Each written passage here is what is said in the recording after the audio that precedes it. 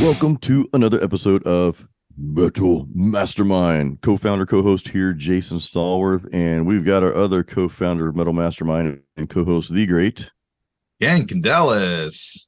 What up, my friend? Brother Ken. We are here.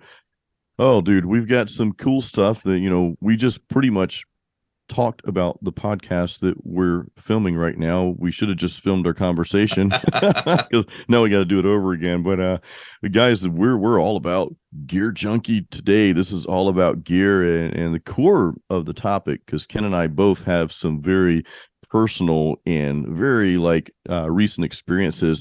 We're going to talk about hardware versus software, processing versus amps, plugins versus, the hardware units, blah, blah, blah, all that good stuff. So, dude, I'm going to talk about Blackstar, the Blackstar amplification company. So, I just got their Amp 3, and they're these amps in a box. But, before we talk about that, and I just got sponsored by them, so we'll give that quick plug in here too. So thank you guys at Blackstar if you're listening to this.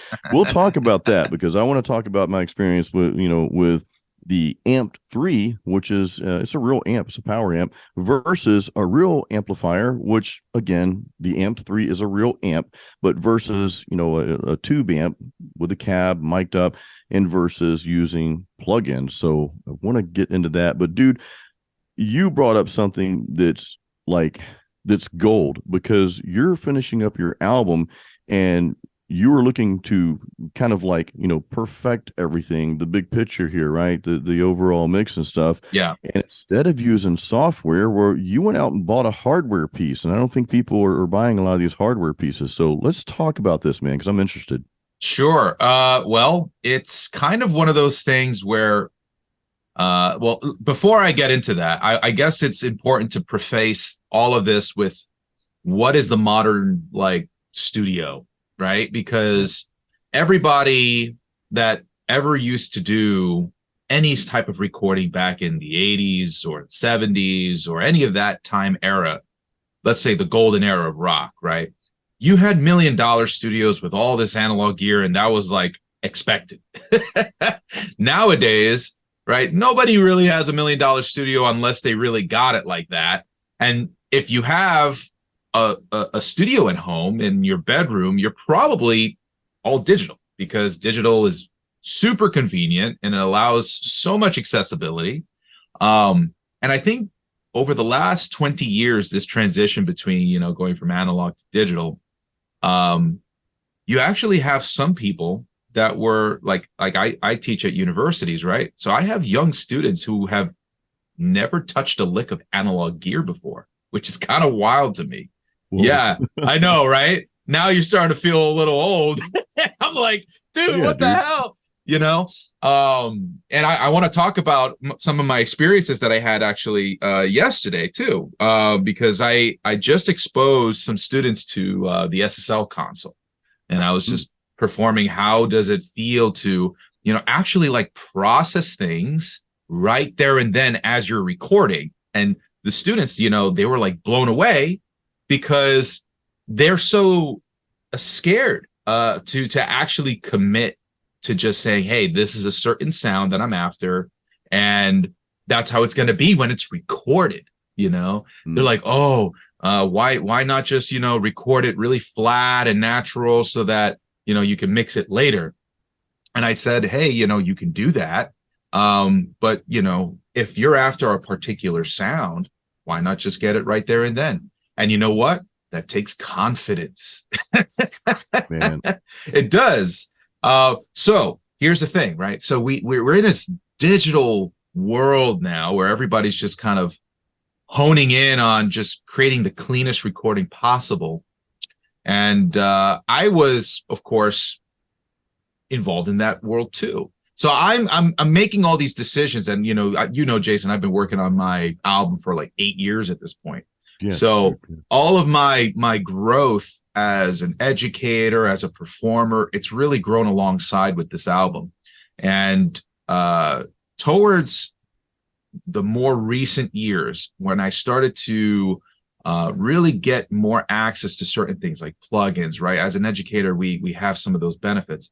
So I started getting access to a lot of these advanced plugins, and I was using that. I'm like, oh my God, this sounds just great. I'm super stoked about it. And I'm thinking I'm getting real close to this final mix. And then I said, you know what? Let's try something new, something different. And so I got a Neve, a Neve summing mixer. And I said, okay, well, one, I've always revered the legendary Neve consoles. They have a history to them. They have a classic sound to them because, of course, they set the standard back in the 70s. So I'm like, okay, one of my dreams was always to ever have something that resembled that, right? And so I got one. I was like, okay, we got it. Now, the first day, I was just like, what if I just ran my mix through this? And when that happened, I was like, oh, yeah, this is done now. I just had this realization that no matter how many awesome emulated plugins you can use, there's really nothing like the real thing. And that's why some audio engineers and producers, they'll always say, you know, analog is king. And most people use analog in their instance of like on the way in for most projects because, you know, they can commit the sound right into the recording. And then they'll just mix it in digital. But, you know, when you work also with mixing and analog, that's another layer of tonality that you're achieving too. And, you know, it's amazing. It's really, it changes your workflow, also changes your mindset on going into that mix, because now you have to make decisions that you have to commit to. Because if you want to recall all that information again, especially if you got something like what I'm using and has, you know, volume knobs and, you know, auxiliary sends and all this kind of stuff, so you can use other types of gear. Oh man, you know, recalling all that information is more of a pain in the butt because now you got to take notes, you got to take pictures, and yeah, it's not like you could just recall it like a plugin. So yeah, that's where you go like, okay, I need to make sure that when I do this, this is it, you know. It's an interesting process. I get that, dude. I mean, I had a very similar experience recording. You and I both are working on our albums right now. Like we're in a race to see who releases it first. I've already committed to some post album stuff happening in August, so I have got to finish my album and get it out. You know, really mid July, like latest. So I put my back against the wall anyway. So I went back and recorded the tracks with my EVH amplifier, great amplifier, mic'd up, good old SM57. You know, found the tone I liked. Of course, it takes a few times, like you said. You've got to be confident. You also have to be a little patient and really be able to work with the gear to nail down what you want. Well, going back as I'm writing lyrics and vocal melodies, I'm like, okay, well, there's some parts that I want to change. There's like 2 or 3 songs with parts that I want to change. One song completely changed after I wrote the vocals. I'm like, hey, this is going to sound better. Well, now I've got to quote unquote recall that information on my EVH amp that I recorded 6 months ago, and I can't do that. There's no buttons like beep, here you go. So what I did do though, Ken, I documented my settings though. I think I shared them on YouTube as well, but I got a blog post and I took some pictures and I documented everything. So I'll just go back, and it might not be exactly the same, but that's okay. I'm fine with that. It'll be close enough. But and it's not even because I'm old, or maybe it is. I like knobs, man. I like faders. I like knobs. You know, sometimes it kills me to be in the DAW having to move everything around with a mouse. It just, I know it really shouldn't be any different, but it's so much easier to reach over and turn a knob. When I play my live acoustic shows, I've got a little mixer over there. You know, and I'll move stuff around. I think it's the Mackie Pro FX 10 V3, something like that. And I've got the knobs right there. I know by memory, because it's just a few channels. It's my vocal, my guitar, and my wife. She sings sometimes. So I know the EQ. I know I've memorized. I've got that visual in my head. So if things get moved around in the bag and setting up and tearing down, I can just tweak those knobs. I know exactly where they need to be. But I don't know.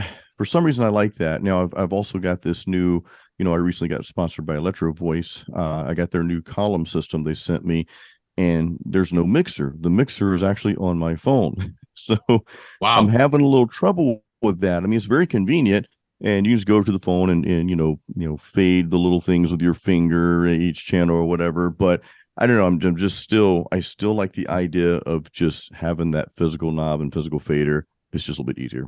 Yeah, and even as an engineer for touring, I did, several years with a band. They were called The Cringe. It was Oh, great cool. like alternative rock type of stuff. And I Cringe. was touring with them as their monitor engineer, and what they were using was an Allen and Heath Q pack, I think it was called. And it's like this rack unit that you can put into your system. And it has like some buttons on it, but it's very, very, compact and small. So you really, the full feature set is using the iPad or something like that. And, you get used to it after a while, but man, if I were to choose between using a Q pack like that and having to mix this entire like live show with an iPad versus using an actual fader with an Oh, actual knob, yeah. I choose the full on console every single time, man. There's a psychological association with actually just using tactile feel. There's nothing like it. And going back to that whole idea of using the SSL, I got sounds that I wanted quicker Oh, I because bet. I had a tactile feel on what was I actually doing to the sound itself. You don't really get that same feeling when you're using a plugin. Like No. you're listening to it and you can make the same judgments, but the feeling is different. And you almost like when I'm working on an SSL, I don't need to look at meters. I don't need to look at screens. I just listen. And if it sounds good, I don't even care. You'll even see on my board, it'll be overloading.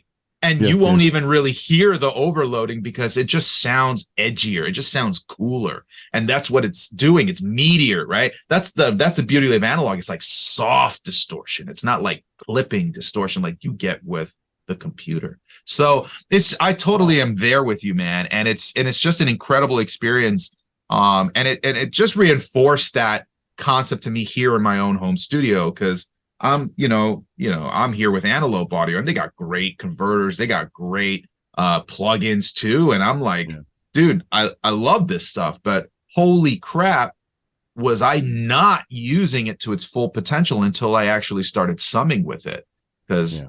the quality of the converters, that's great, but if you're not using them, you're not getting the benefit out of them either. So I love That's that. true. I think this is just a wonderful experience, and it's important to talk about it because people forget that it doesn't stop with just the digital world. If you're at a certain point in your either career or your growth as a producer or just as a musician, investing in quality gear, hardware gear, there's nothing like it. You get real transformers, you're running through real electricity, right? There's something about running real electricity through a unit that does something to sound. I don't know. It's magic. Let me ask this question. Can we do Oh, this is kind of a tough question here. Maybe it's not even relevant. Maybe it is though. Do you feel like that a lot of people tend, even the younger generation, they tend to listen to older music more? Now, I know if you go on the charts, and look at Spotify's top 10, whatever, it's all the new stuff. But when you actually go out and about and talk to people, especially in the rock and metal world, like forget about pop and all that stuff, right? The country or whatever. But when you talk to people, like real people in the rock and metal world, they tend to listen to older stuff more than newer stuff. Do you think this technology craze, everything being digital, do you think it may have something to do with that? Whereas the old records, and I'm not saying we need to go back to tape and all that, right? There's a fine balance between progressing with technology and then maybe kind of overdoing it, and the new stuff can't quite do what this analog equipment that we're talking about, this vintage equipment we're talking about, can do. Do you think that has anything to do though with how people listen to music and what they prefer to listen to? Yeah, let me phrase it to you in this way, and maybe it will make a little bit more sense, even if you don't do this kind of work. Let's just go to photography for a second. Okay. Okay. A different world aside from music. We're so submerged in music. Yeah. Sometimes it's hard to look outside the box, right? I like so this. let's take a look at the world of photography, right? Somebody, they can get a new camera body, right?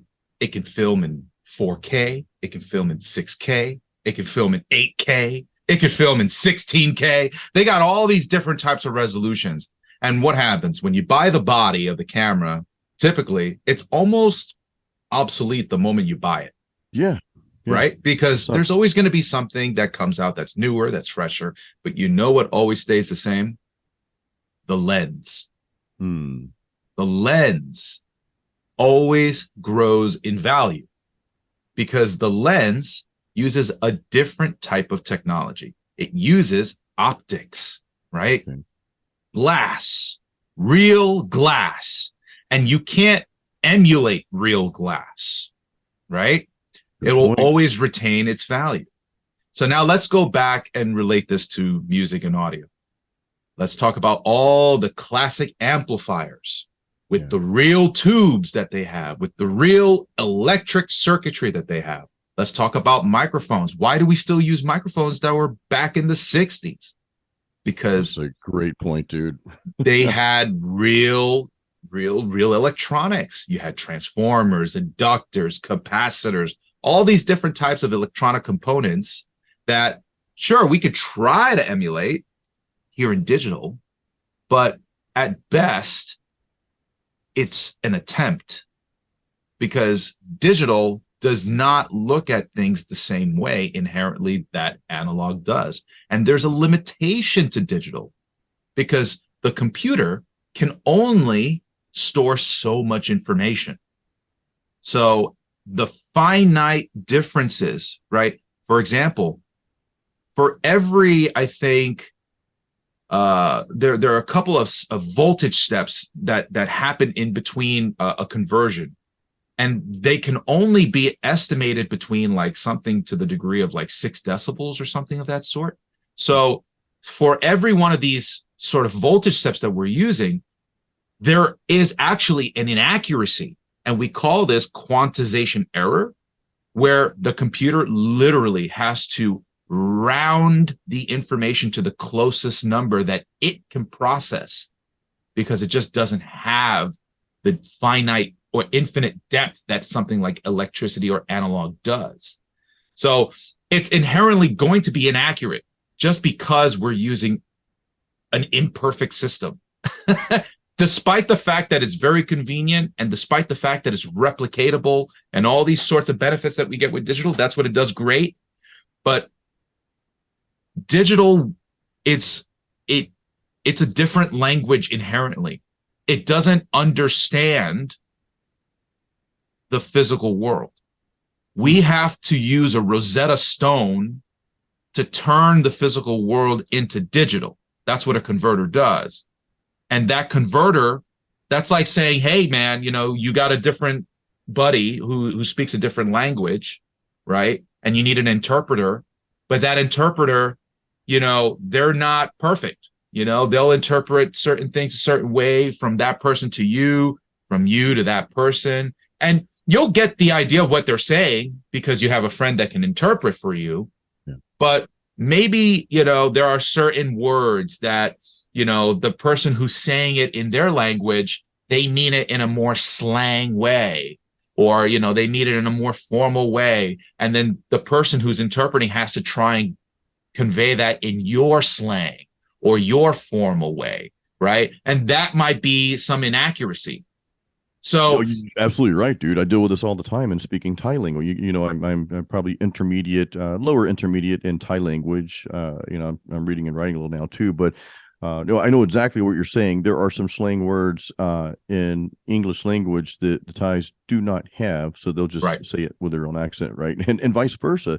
There are some words that just they don't cross over in the vocabulary. They have similar meanings, but not exact meanings, even down to the tones in Thai, like an R or a S, and certain ways the consonants start in Thai.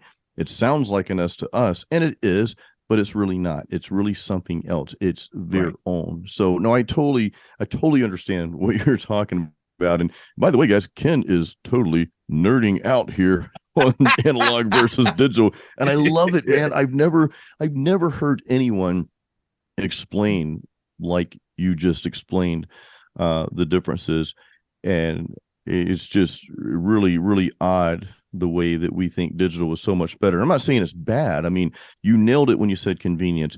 I don't own a camera, a video camcorder, or any of that stuff. I use my iPhone for everything. Not so much because it's better or worse or the same, but it's just convenient to whip it out, start filming. I'm going to film, a YouTube video. I'm going to film content for Metal Mastermind. So stay tuned for that. Right. I'm going to film it all on my iPhone just because it's convenient. And speaking of conversion, even if I film something in this, whatever, 160 million K, right? I'm exaggerating, obviously. Once you dump it down to the editing software and then put it on the platform, whatever you're putting it on, I think it kind of compresses it anyway, right? So Yeah. it's like you go through all that work. It's like it's got to be. And honestly, what I find, especially in the YouTube world with you and I, Ken, is yeah, people want the quality. The quality needs to be there, but it doesn't have to be overboard. They care more about the content. Is the content helping me? Is the quality good enough so that I can listen and watch and it looks good, right? Who cares? Who cares if it's 4K or 16K or whatever, unless you're like producing, this epic movie or something, which Right. that's not what we're doing here. It's all about the content. But no, I love the way you dug in and explained all that, man. That's good stuff, dude. Well, thank you. I mean, it's just I'm trying to put it in perspective, right? Because Yeah. there's I'm a big fan of analogies. So I love the idea of getting a little bit outside of the norm, right? Because when we have this conversation, and you've had this conversation with so many guitarists on your channel, it almost feels like, all right, we keep talking about it. It's redundant, but it's not, because it's actually spreading some form of awareness to our audience that, hey, there is actually a physical difference here. It might be important to you or not, and that's fine, right? You don't have to, just because we're talking about it here and we're just like, yo, man, everybody needs a Neve. It's like, not everybody needs my Neve. Somebody might want something different for what they create. They might decide that digital actually is fine. You know what's actually something interesting about digital versus analog? Digital is too perfect sometimes with the mix. And Mm, actually, when I listen, and I think we even shared a little bit of this together too. I sent you like some demos, and I was like, hey, let's do a comparison. And I've heard yeah. this from other my friends, buddies too. They're like, hey, there's the both mixes sound great, but the digital one sounds more glued together. I read And that. Yeah. Yeah. and it's like, you know what? That's true, because there is no imperfection with the digital spectrum, Right. which inherently, sure, it makes things more clear and all that kind of stuff. But when you start using the analog does something a little bit different. And it's got something to do with phase, right? The timing, the way how you make the spread go between left and right, the crosstalk that happens between channels, right? And that's saying, a little bit of the left side is bleeding a little bit into the right side, or the right side is bleeding a little bit to the left side. There's all these sorts of circuitry, right? And when you run electrical units, you're also creating at the same time a magnetic field. That's why we call it electromagnetism, right? Because they Yeah. exist together in the same. They're sort of perpendicular to each other in a sense. And when you use this kind of gear, you're going to have certain anomalies, and those anomalies can smooth out transients. They can make waves sustain a little bit longer just by inherently running through something like a transformer, for example, right? What is a transformer? It's just an iron core with wires wrapped on each side. And what does it do? It changes the amount of voltage that you have going from one end to the other end. So the difference when you are running through that, you're getting something called magnetic flux. And that magnetic flux is very, very similar to tape. So when you overdrive tape, you're overemphasizing this magnetic flux, which creates what we call saturation, right? So that saturation adds color. And that is why when I run through something like a Neve, I'm like, oh, it sounds so much more exciting. It sounds thicker. It sounds fuller. It may not be as glued and perfect as digital, but I feel the vibes more from the Neve than I did with the digital. And that is more important to me in this situation than what I was seeking for with the digital mix. So that's why I did that, right? Somebody might say the digital was actually what they were looking for in the first place. Sure, and if that's okay, if they wanted the clean mix that had the perfect, stereo perception, or you want to, and here's the thing, you can't do analog with Atmos or anything like that. So if you want to do Atmos, yeah, you got to do it digital. But that's the thing, right? So you can't do Atmos, but you get the vibes with analog. But if you do, digital, you get Atmos, you get all the benefits of using that, that world. It's fascinating. The stark contrast on what things can be useful for, right? And that's the thing. You have to know the limitations of what your system can do. Something being very clean in the digital world, may be perfect for some situations, but it may not be the best route for something else. And in my opinion, rock and metal were always like analog heavy beasts. So I love anything hardware, right? That's why the best records in the 80s were worked on an SSL.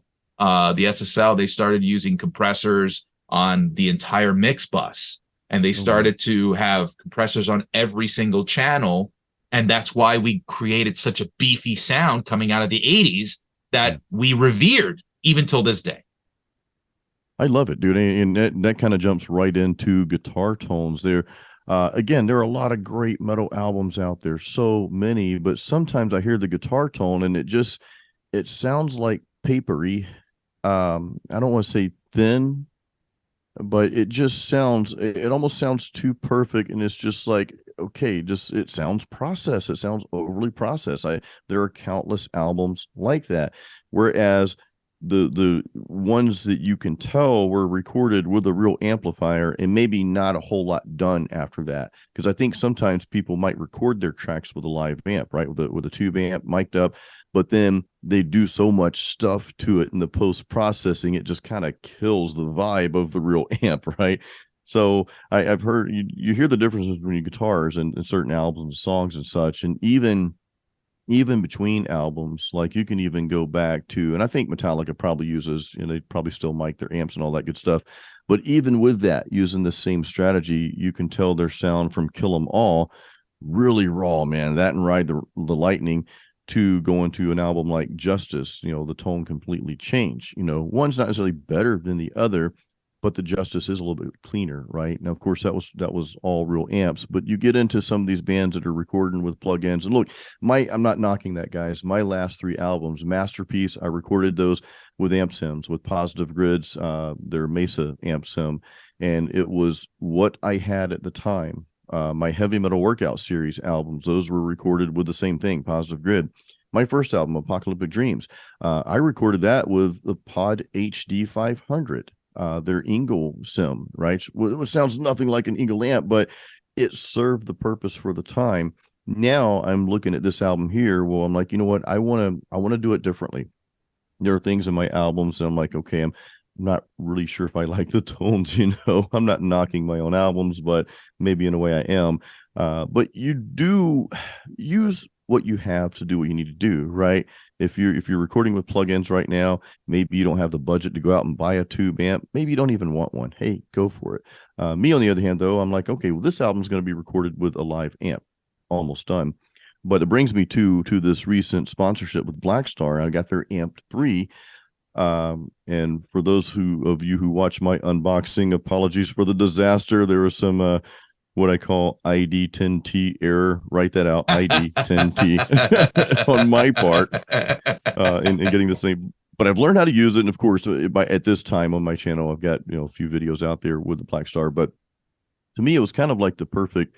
I want to say perfect because I'm somewhere in between liking it and sort of loving it. I do like it a lot, but I'm not in love with it quite yet. So in any case, though, I'm still playing around with it, but it's like the perfect balance, or a balance at least, between miking a tube amplifier, because the Amp 3 is a real amp. It's a 100-watt amp. You can connect it to a cab and not need a power source. It is an amplifier. Or you can use it in your DAW or run it through a soundboard, and you're using the real amp, but you're also using their cab simulation, right? Their IRs. So that's kind of, that's kind of where we're mixing hardware and software together. And I realize it's not feasible for everyone to mic up a tube amp. You got to get them up pretty loud, right? To get that signal and to get the breakup and all that. Now, some of the modern amps, like the EVH 5153, I guess it's not so modern anymore because it's been out for a while, but that does not need a booster, and I can get like the perfect distortion tone even at a low volume, even at 1. Now, a 1 on a 50-watt tube amp is not soft, it's pretty loud, right? Right. But I get a good sound out of that. But even then, though, it's not always feasible to mic that up. So this little product here, the Amp 3, I like it. I mean, it's cool. It's a real amp. I get that feel of the amp. And when I went back and listened to some tracks, recorded with the Amp 3, because I just recorded a few demo tracks, a few things for the YouTube videos, I would listen to those in other sources, headphones and car, compared to older tracks I've recorded with amp sims. There's really no comparison to the sims, and I've tried them all, guys. I'm not knocking sims. They're great. Use them if you want. I still use them. I probably always will to some capacity, but for certain things like this album, well, I'm going to use probably a mixture of the EVH and the Amp 3 to finish this up, so I know there's a difference. That makes a lot of sense. And it also depends on where you are in your process too, right? So, like when you're working on your album and you're trying to get ideas down, like why go through all the effort of doing analog? Like that makes no sense, because now you're still in a formulation phase of trying to create your ideas and cement those. Once you've got those cemented and you're like, this is what it's going to be, and now I just need to make it the best that it can be, then that makes more sense about like, okay, let's go and let's record it. And in the case with the Blackstar Amp 3, right, you might just use the IRs in the beginning just because you want to get some tone and you're just recording them for songwriting. But then when you're ready to like reamp it and you want to put it in the studio, you got your settings that, it has the amplifying process right in the box itself, but then it can go out into a speaker. You can choose to put it on, like some Celestian freaking like woofers or whatever, and then use the microphones that you really want in the studio, right? You can go to a studio and record it with that. You can take it up the wazoo as much as you want. You can record it through an SSL, hell, but this kind of like idea of like, hey, like, do I need analog? You don't need analog. But does it enhance the process? Sure. It's just a matter of where are you in your process, and how important is it to you to make it happen? Because I've known, like I've also worked in mastering studios too, and I've stumbled across people who were strictly mastering, like digital purists. Like they did not touch analog, and they did it for a very specific reason, right? Which is that every time you convert a signal, you actually damage it, right? And actually, I explained this a little bit before. I called it quantization error, where the computer, it has to round the information to the closest value that it can process, right? So when you do that, inherently, it's an inaccurate representation because it's rounding the information. It's not the exact information that it was given. So by putting that into an analog realm, just by converting it, you've damaged the signal technically, right? That's so crazy, dude. I feel like we're almost talking about the whole quantum field here. I know it's a different topic, but well, it is super like a super geeky detail. it really But is. there are Man. that's why certain mastering engineers don't do it, because the entire philosophy of mastering is to not damage the source. So Okay. by That makes doing sense. that, they're like, okay, I've inherently damaged it, right? And getting into analog, now you've got to also deal with like noise. Yeah. Like gear has noise, like that's just part of it. And yeah, you'll have some other benefits to it, but man, it will do certain things to your signal, and you have to deal with that. Like I didn't realize how freaking noisy this thing can be until I actually started running my digital mix through it. And I was like, when it's quiet, I hear the noise. And then you know what? I had to make the decision that I was okay with that, because at the end of the day, the vibes that I was getting from this, I was like, it's worth it. And it's the same thing why people, when they go like, oh yeah, it's like that tape hiss, when you're listening to old records and you're hearing, or you're just deciding, hey, I want to record on tape. Well, you're Yeah. going to have to deal with the that you hear when you run through tape, because that's literally the tape scratching over the tape head. Man, that's you crazy, dude. know but that's part of the process of doing analog, and that's why some mastering engineers, when they're after like a clean master, they don't even touch analog. So I understand the sentiment, and again, it's not to say that digital is inferior or analog is inferior. It's just that they're different, and you have nothing is without like a give and take. If you go digital, you just know that there are certain things that if you're going to try and emulate analog stuff on it, it's not going to be quite the same as actually using analog, Right, right. and vice versa, right? Trying to get analog to be as clean as digital, good luck. Well, because I that think it's a just good idea to doesn't mix it. exist. Yeah, I mean, I like the idea. You see, I don't. I'm so not a purist really in anything. Ken, you and I've talked about this, and I'm not going to mention the evil word politics, but pretty much in most things in life, I'm very down the middle. Now, some people will give me crap for that. Well, you got to choose one. I'm like, why? Why do I have to choose one? I don't want to choose one, so I'm not going to. Which brings me to the point: is you don't necessarily have to be a digital purist or an analog purist. You can merge the two. The two can live in the same world together, in my opinion. Like, for example, I've got my rhythm guitar tracks with an EVH amplifier, a mic'd up amplifier, right? Yeah. Now, my lead tracks, which I haven't recorded yet, will more than likely use the Amped 3 by the time this podcast comes out. I hope the lead tracks are done. We always film these like 2 weeks in advance, but I might use the Amped 3, which is a mix of hardware and software because you've got the cab emulation. Now, for bass guitar, I may use a bass sim that for recording the bass, or I'm looking at maybe working with Rich Gray on that, and he'll probably send the DI and I'll run it through an amp, or I might just use whatever process he used. So all that said, and then going into doing vocals, right now I'm just running into an interface. I may get a better mic preamp, but I'm still going to have some plugins on those vocals. I'll have a little reverb. Well, that's going to be a plugin. That's going to be digital. I'll have a little delay and a compressor.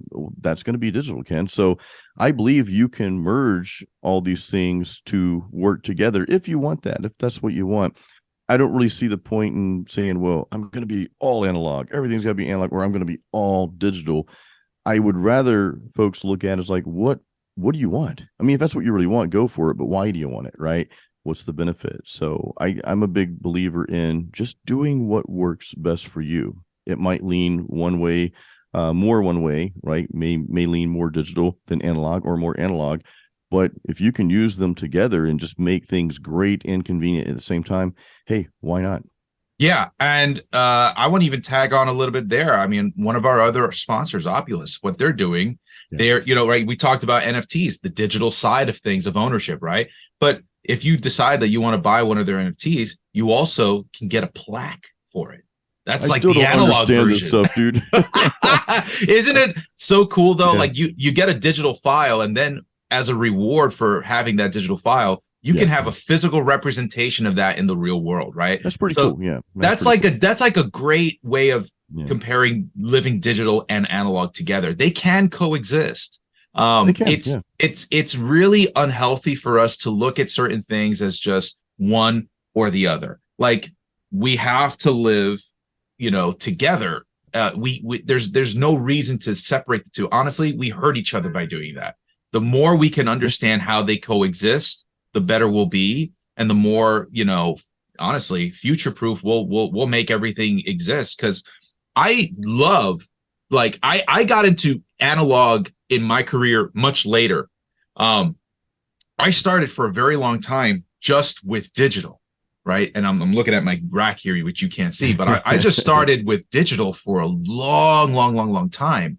And when I got into the analog world to integrate into my hybrid system, it was just a big reveal for me, and it added to my process. I and in in the beginning when I started using digital, I was like, yeah, like why use analog? I got all these plugins, and I was ignorant. Because I didn't actually really learn the difference. I didn't, when I was learning how to do recording back in college, they were teaching us stuff using mostly digital equipment.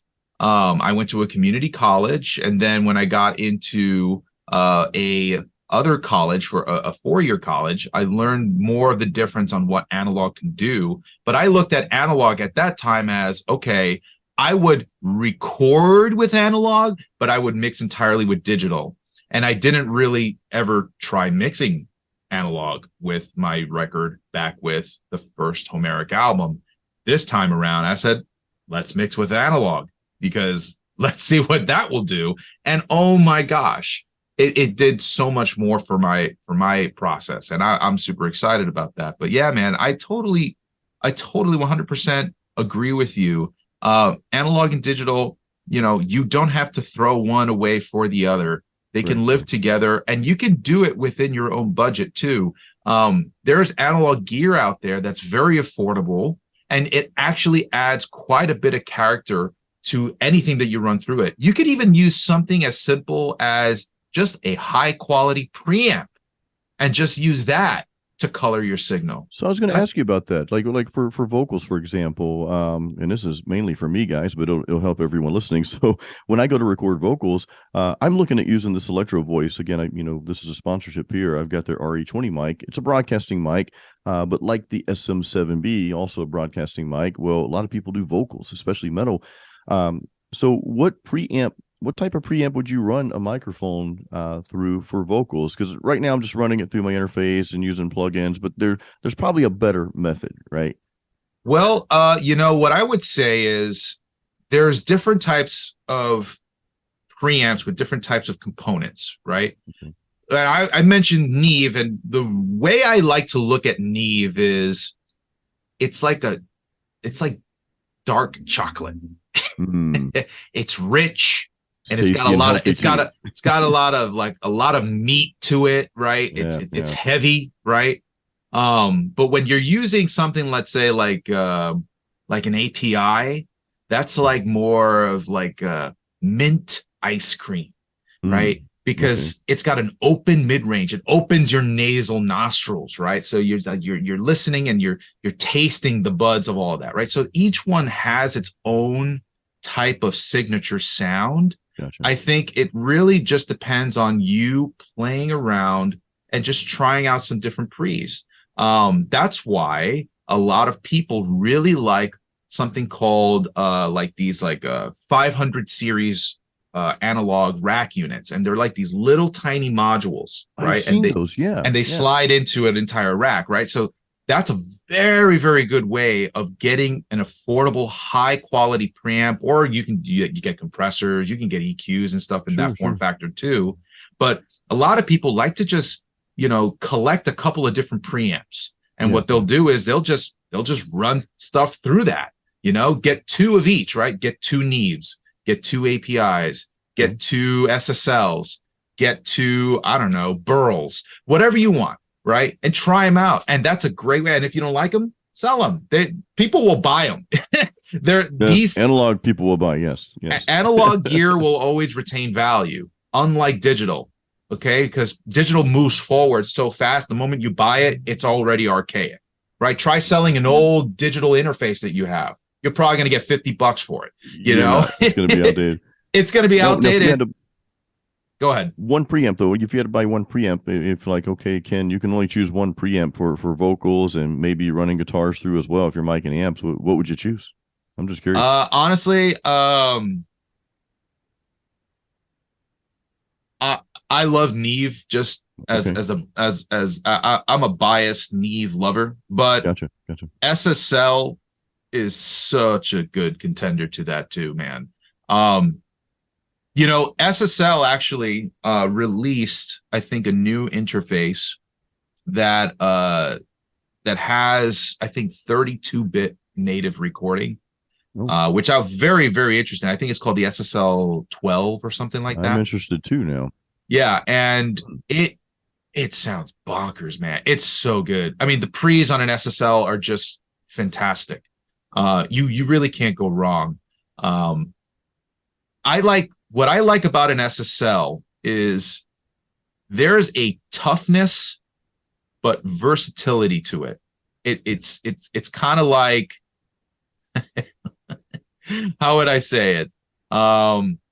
If Neve is like dark chocolate, I guess you could say SSL is like peanut butter. Okay. I like it. Yeah. If you get the Organic peanut difference butter. between those two, right? Yeah. You got peanut butter and dark chocolate. Which one do you prefer more? It depends on what you're after. I love SSL for guitars. I Yeah. really do. I Dark love chocolate. I'm going dark chocolate, dude. So just I Neve love peanut sounds butter. fantastic too. I mean, the thing about what a Neve does, and SSLs have transformers in them too, but Neve was really the first to really like hit the market with these, and they did it in such a way. But like what transformers do is that they entice like third order harmonics, like the odd harmonics in a signal.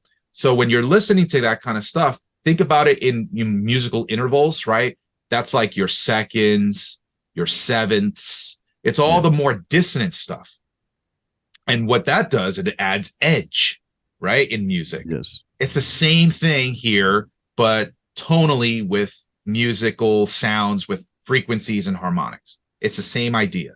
So when you're listening to Neve or an SSL, you're getting that like juice, that edginess that we like, and we incorporate into all of our mixes at some point. That's why we like to boost things like 6 kilohertz, because 6 kilohertz is freaking edgy when it comes to guitars, or 3 kilohertz, and they're octaves apart, right? But they're edgy harmonics. So, yeah, man. I mean, if I had to choose like a desert island preamp, yeah, it'd probably be like a Neve, like a 500 series, or a one of their like Sheldon, I believe is or Shelford EQs. I think it also has a pre on it as well, inspired by the 1073 sort of an original circuitry. So you're getting a lot of that with the Shelford, but you can't go wrong with a Neve. Second to that, an SSL 4000 preamp, just it's the classic like metal and rock preamp that you heard on so many records. After that, I'd probably go API. Okay. Yeah, like a 3120. Well, that's good to know, because I'm looking for something for my vocals, and Yeah, I may just stick with the PreSonus, what is called the XMAX, X Max. I can't remember the name of their preamps, and they're decent. They're not horrible by any means, but maybe I might want something a little bit better than that, though. So we'll see. Yeah. I mean, I think for anybody who's interested in learning what analog can do for them, Yeah. definitely the first thing I would say is just get a quality preamp and start there, because you can do multiple things with that preamp. Not only Okay. can you record with it, you could also run your mix through it and get the two sides, left and right, and Now, record. question though, Ken, on the preamp, so man, so if you get a really good preamp and you're going to record with that, you're going to run your microphone through that preamp, but are you then going to run, that preamp through your interface going to your DAW? Is that Yeah. gonna make is that gonna devalue the signal at all? Well, like I said, every conversion would do that. But, Right. Okay. in this case, just run the main mix through it just for color. Okay. That it's very, very small and minuscule. I'm talking, dude, like within 1%. Gotcha. Okay. So you won't really notice. Yeah. You won't really notice it. You'll notice the timbral change of running through the preamp way more than you would ever notice the conversion quality degraded. Gotcha. Okay. Cool. Yeah. I like that. Well, guys, this has been a very interesting conversation. Ken, I learned a lot today, man. I hope everyone listening learned a lot as well. It's an extremely intellectual conversation, kind of above my head, dude. So that's why I partnered with Ken, because he's a bit smarter than I am and younger. So you Oh, my pleasure, man. But guys, I hope you learned some cool stuff today. I hope you took away some cool stuff. And remember, you don't have to be all analog or all digital. You don't have to do that. A lot of times I think when we're trying to be what's called a zealot, well, this is the way, right? You can tag this to anything, especially nutrition. No, this diet works for everybody. Everybody needs to do this or this or that. You need to meditate for 5 minutes or 8 hours, whatever. I'm making stuff up now, but just be careful with that kind of stuff when you're tempted to go just one extreme way, because what I think that might do, especially in the music world and really anything, it may hold you back a bit, right? It may hold you back unnecessarily. Like if you're like, well, I've got to go all digital, I can't do analog. Well, you might be missing out on something, right? What if some of that analog, what if it feels better? What if it sounds better to you? Vice versa. Well, I'm all analog. I'm a, what do they call them? Purist or whatever, right? Well, you might be missing out on something that could help you, right? You just never know. So everything has its space. Everything has a place, right? So anyway, I just thought I'd throw those 2 cents at you guys. Ken, thanks for all the knowledge, man, and hope you guys got a lot out of this podcast. We enjoy doing this for you. Guys, don't forget to go check out metalmastermind.com, our website. Check out our courses. Ken and I, we have made several recent upgrades to our songwriting course, Metal Songwriters Forge. Several courses on there. So go to metalmastermind.com.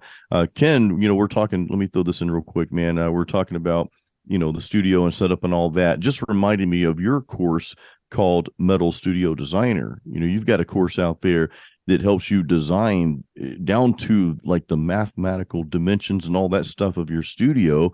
Yep. Even if you followed half of that course, you're going to come out with a really cool studio in your home. So I just thought I'd throw it out there. I know that course, we really haven't been promoting that, but I know some of you really want that professional studio. So that's a great course to get. Again, that's Metal Studio Designer. Ken, you have a theory course out there. Guys, we have guitar courses, vocal courses. So we got a bass course coming out soon as well. So check out metalmastermind.com. Guys, thank you for listening. Until the next time, as always, create your own sound.